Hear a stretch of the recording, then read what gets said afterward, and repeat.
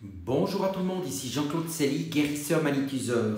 Aujourd'hui, nous allons faire un magnifique voyage avec Thoth au niveau de la chambre de l'Amenti, au plus profond de l'Atlantide. Mais tout d'abord, êtes-vous bien abonné à ma chaîne YouTube, car cela me permet de vous transmettre d'excellentes énergies. Cela vous permet à vous de soutenir mon travail. Je vous en remercie. Merci aussi de liker et de partager ma vidéo. Et sous cette dernière, vous trouverez des liens utiles comme mon site internet ainsi qu'un numéro de téléphone pour me contacter. La table d'émeraude, Tabula Smaragdina en latin, est l'un des plus anciens textes mystiques connus à ce jour. Elle aurait été écrite entre 5000 et 30 000 ans avant Jésus-Christ et son texte original aurait été retrouvé gravé sur une tablette en émeraude dans le tombeau de Thoth chez les Égyptiens, Hermès chez les Grecs. Elle nous présente les plus anciens enseignements mystiques et hermétiques connus, enseignements à la pointe de la connaissance, puisque les notions scientifiques du multivers, dimensions parallèles, des polarités et des champs électromagnétiques autour de notre Terre, des corps célestes de l'espace-temps, y sont abordés et développés. Un saut dans le passé, le présent et l'avenir, dans l'éternel présent de la conscience et des savoirs mystiques. Vous êtes maintenant bien installé confortablement afin de faire ce voyage dans la chambre de l'Amenti. La chambre de l'Amenti, chambre de la vie et de la mort, qui baigne dans le feu du tout infini, repose dans le cœur profond de la terre, loin en dessous du continent englouti d'Atlantide. Il y a très longtemps, perdus dans l'espace-temps, les enfants de la lumière regardèrent le monde pour constater que les enfants des hommes étaient emprisonnés par une force qui vint au-delà de l'au-delà. Ils savaient qu'ils pourraient s'élever de la terre au soleil s'ils parvenaient à se libérer de l'emprise de ce pouvoir obscur. Pour les aider, ils s'incarnèrent dans les corps qui ressemblaient à ceux des hommes.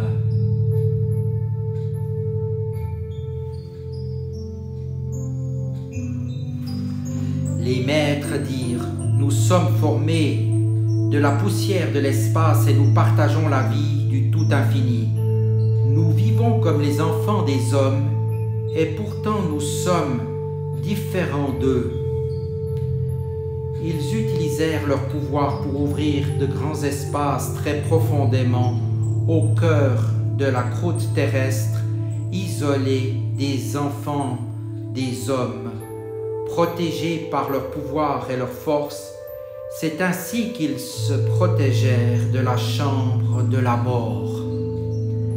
Ils ouvrirent beaucoup d'autres espaces qu'ils inondèrent de la lumière d'en haut et y apportèrent de nouvelles formes de vie. Ils construisirent les chambres de l'Amenti pour se régénérer et vivre jusqu'à la vie, à la fin éternelle. Il y eut 32 enfants de la lumière qui s'incarnèrent parmi les hommes pour les libérer de l'emprise des forces de l'obscurité de l'au-delà. Dans les profondeurs de la chambre de la vie, une fleur de lumière se mit à grandir et à prendre de la force pour repousser la nuit. Au cœur de cette fleur émanait un rayon d'un grand pouvoir qui donnait la vie, la lumière et le pouvoir à tous ceux qui s'en approchaient.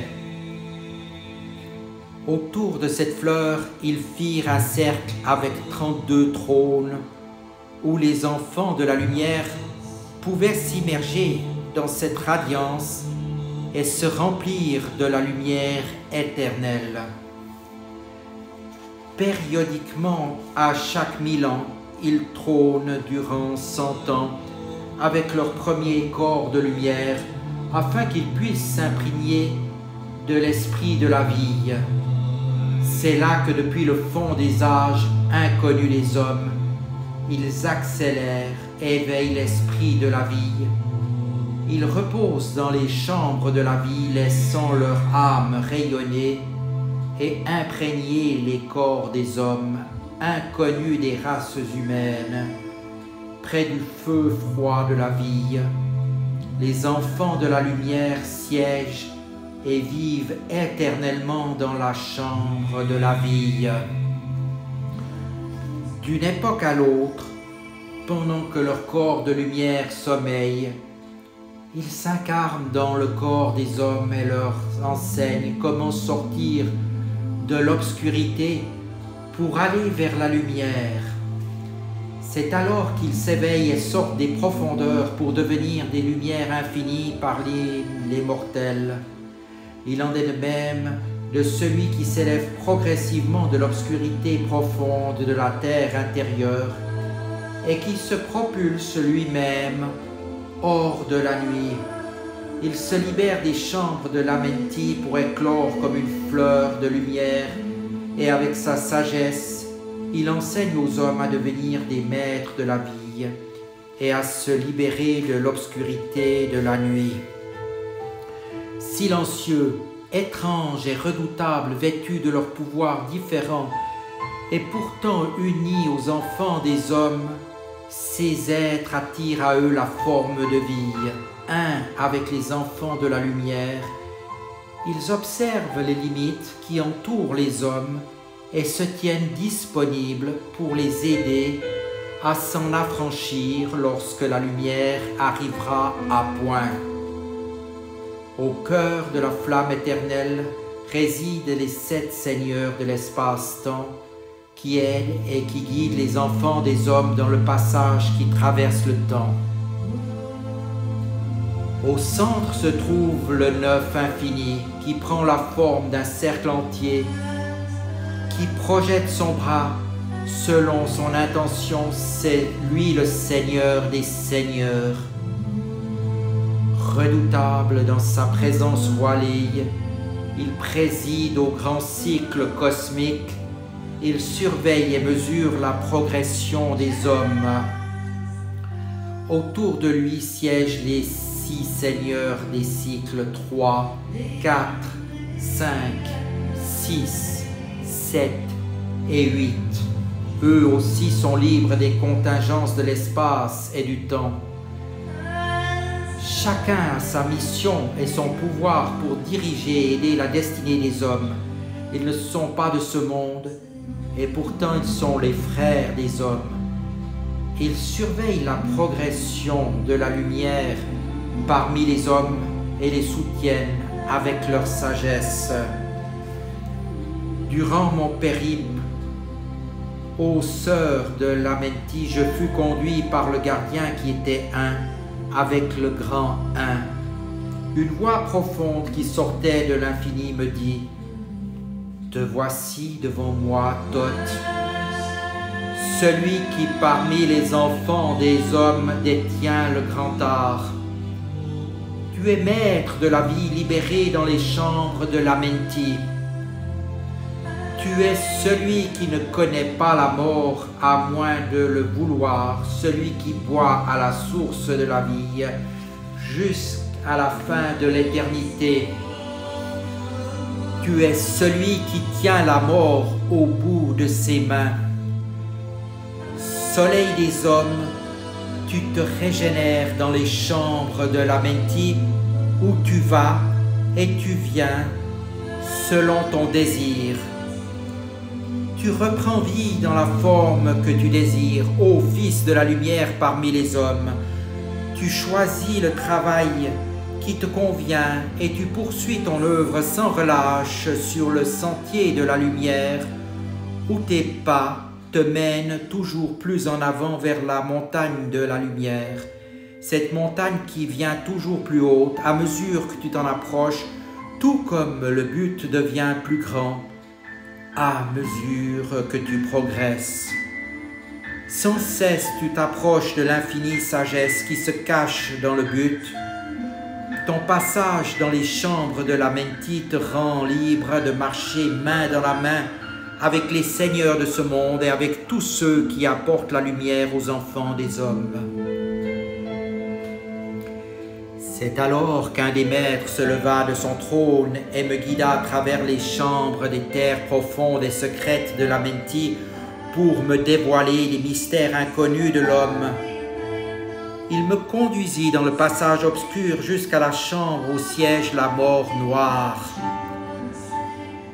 Cette grande chambre était vaste et bien que dans l'obscurité absolue, elle était remplie d'une forme de lumière immanente. Devant moi se dressait un grand trône d'obscurité sur lequel siégeait une figure voilée. Elle était plus noire que noire, d'une noirceur qui n'était pas celle de la nuit. Le maître s'arrêta devant elle, et de la voix qui donne la vie, il dit « Ô maître de l'obscurité, berger qui montre la voie d'une vie à l'autre, je te présente un soleil du matin. Ne plonge pas sa lumière dans l'obscurité, rends-le invulnérable au pouvoir de la nuit, reconnais-le et accepte-le comme un de nos frères qui se sont élevés de l'obscurité à la lumière. Laisse sa lumière s'épanouir librement dans la nuit, libère sa flamme de la servitude. » À ces mots, la forme obscure étendit la main, d'où s'éleva une flamme claire et brillante qui repoussa le rideau de l'obscurité et qui éclaira la chambre.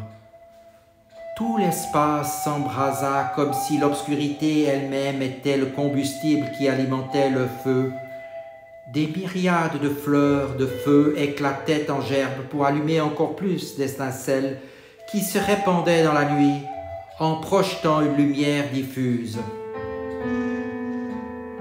Entouré d'un voile d'obscurité qui lui servait de combustible éternel, ces étoiles de lumière brillaient sans qu'il soit possible de rassasier leur soif d'éclairer. Allant et venant comme des lucioles au printemps, elles remplissaient l'espace de vie et de lumière. C'est alors qu'une voix puissante et solennelle se fit à nouveau entendre. Voici les lumières qui sont les âmes des hommes. Elles grandissent et décroissent à jamais, toujours vivantes dans le changement de la vie et de la mort. Lorsqu'elles ont monté en fleurs et atteint le zénith de leur croissance, je projette le voile de l'obscurité qui va les transmuer en de nouvelles formes de vie. C'est ainsi qu'elles iront d'une époque à l'autre, sans cesse en croissance, d'une flamme à l'autre, pour illuminer l'obscurité avec un plus grand pouvoir, rassasié et en même temps non rassasié par le voile de la nuit. C'est ainsi que l'âme de l'homme se déploie sans cesse en grandissant, rassasié et pourtant non rassasié par l'obscurité de la nuit. Moi, la mort, je viens et pourtant je suis éphémère puisque la vie éternelle existe partout. Sur le chemin éternel, je ne suis qu'un obstacle qui est vite conquis pour la lumière infinie. Je suis le combustible du feu éternel. Éveille-toi aux flammes qui brûlent sans cesse à l'intérieur et qui conquièrent le voile de la nuit. C'est alors que toutes les flammes réunies éclatèrent et fusionnèrent jusqu'à ce qu'il ne reste rien d'autre que de la lumière solide. Alors la voix du Maître se fit à nouveau entendre. Regarde ton âme comme elle grandit dans la lumière, libérée à jamais du Seigneur de la nuit.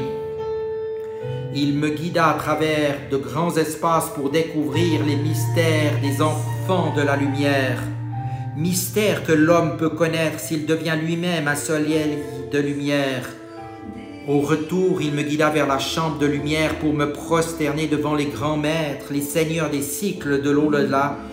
Avec une voix très puissante, il ajouta: « Maintenant que tu es devenu libre de la chambre de l'Amenti, choisis quel travail tu veux accomplir parmi les enfants des hommes. » Je lui répondis: « Ô grand maître, laisse-moi devenir un enseignant des hommes afin de les guider à l'aller et au retour, jusqu'au moment où ils deviendront à leur tour des lumières parmi les hommes en se libérant du voile de la nuit qui les entoure, rayonnant comme la lumière qui doit briller parmi les hommes. » La voix répondit: « Qu'il en soit ainsi, tu es maître de ta destinée, libre de prendre ou de rejeter selon ton vouloir. Empare-toi du sceptre, du pouvoir et de la sagesse.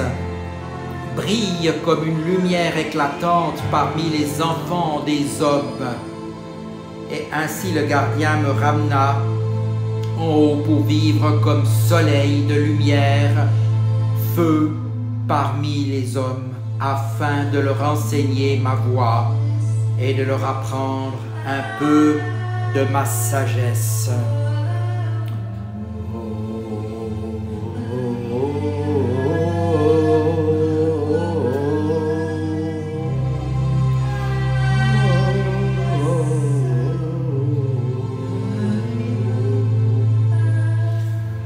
Je vous laisse revenir maintenant tranquillement